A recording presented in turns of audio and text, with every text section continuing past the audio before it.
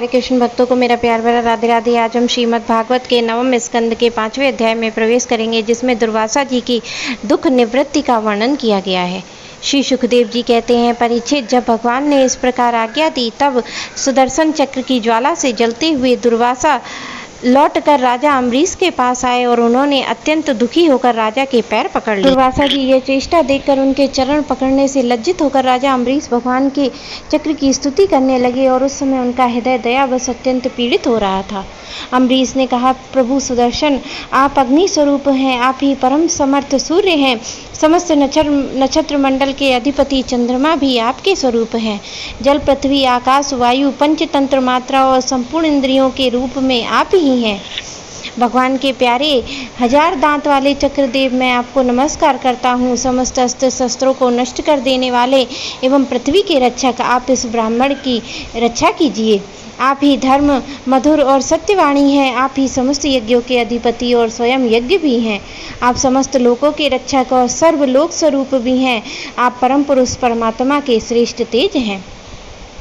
सुनाभ, आप समस्त धर्मों के मर्यादा के रक्षक हैं। अधर्म का आचरण करने वाले असुरों को भस्म करने के लिए आप साक्षात अग्नि हैं। आप ही तीनों लोकों के रक्षक और विशुद्ध तेजोमय हैं। आपकी गति मन के वेग के समान है और आपके कर्म अद्भुत हैं। मैं आपको नमस्कार करता हूँ और आपकी स्तुति करता हूँ। वेदवाणी के अधीश्वर, आपके धर्म में तेज से अंधकार का नाश होता है और सूर्य आदि महापुरुषों के प्रकाश की रक्षा होती है। आपकी महिमा का पार पाना अत्यंत कठिन है। ऊंचे नीचे, छोटे बड़े के भेदभाव से युक्त यह समस्त कार्य कारण संसार आपका ही स्वरूप है। सुदर्शन चक्र आप पर कोई विजय प्राप्त नहीं कर सकता है। जिस समय निरंजन भगवान आपको चलाते हैं, आप दैत्य दानवों की सेना में प्रवेश करते हैं, उस समय युद्ध भूमि उनकी भुजा, उदर, जंघा, चरण, गर्दन आदि निरंतर काटते हुए आप अत्यंत शोभामान होते हैं। विश्व के रक्षक, आप रणभूमि में सब प्रहार सह सकते हैं। आपका कोई कुछ नहीं बिगाड़ सकता है। गदाधारी भगवान के दुष्टों के नाश के लिए आपको नियुक्त किया है। आप कृपा करके हमारे कुल के भागोदय के लिए दुर्वासा जी का कल्याण कीजिए। हमारे ऊपर यह आपका महान अनुग्रह होगा। यदि मैंने कुछ भी दान किया हो, यज्ञ किया हो अथवा अपने धर्म का पालन किया हो, यदि हमारे वंश के लोग ब्राह्मणों को ही अपना आराध्य देव समझते हों, तो दुर्वासा जी की जलन मिट जाए। भगवान समस्त गुणों के एकमात्र आश्रय हैं। यदि मैंने समस्त प्राणियों के आत्मा के रूप में उन्हें देखा है और वे मुझ पर प्रसन्न हों, तो दुर्वासा जी के हृदय की सारी जलन मिट जाए। श्री सुखदेव जी कहते हैं, जब राजा अम्बरीश ने दुर्वासा जी को सब ओर से जलाने वाले भगवान सुदर्शन चक्र की इस प्रकार स्तुति की, तब उनकी प्रार्थना से चक्र शांत हो गया और जब दुर्वासा चक्र की आग से मुक्त हो गए, उनका चित्त स्वस्थ हो गया और वे राजा अम्बरीश से अनेक उत्तम आशीर्वाद देते हुए उनकी प्रशंसा करने लगे। दुर्वासा जी ने कहा, धन्य है, आज मैंने भगवान के प्रेमी भक्तों का महत्व देखा है। राजन, मैंने आपका अपराध किया है, फिर भी आप मेरे लिए मंगल की कामना कर रहे हैं। जिन्होंने भक्तवत्सल भगवान श्री हरि के चरण कमलों को दृढ़ प्रेम भाव से पकड़ लिया है, उन साधु पुरुषों के लिए कौन सा कार्य कठिन है। जिनका हृदय उदार है, वे महात्मा भला किस वस्तु का परित्याग नहीं कर सकते। जिनके मंगलमय नामों के श्रवण मात्र से ही जीव निर्मल हो जाता है, उन तीर्थपाद भगवान के चरण कमलों के जो दास हैं, उनके लिए कौन सा कर्तव्य शेष रह जाता है। महाराज अम्बरीश, आपका हृदय करुणा भाव से परिपूर्ण है। आपने मेरे ऊपर महान अनुग्रह किया है। अहो, आपने मेरे अपराध को भुलाकर मेरे प्राणों की रक्षा की है। परीक्षित, जब से दुर्वासा जी भागे थे, तब से अब तक राजा अम्बरीश ने भोजन नहीं किया। वे उनके लौट के आने की बाट देख रहे थे। अब उन्होंने दुर्वासा जी के चरण पकड़ लिए और उन्हें प्रसन्न करके विधि पूर्वक भोजन कराया।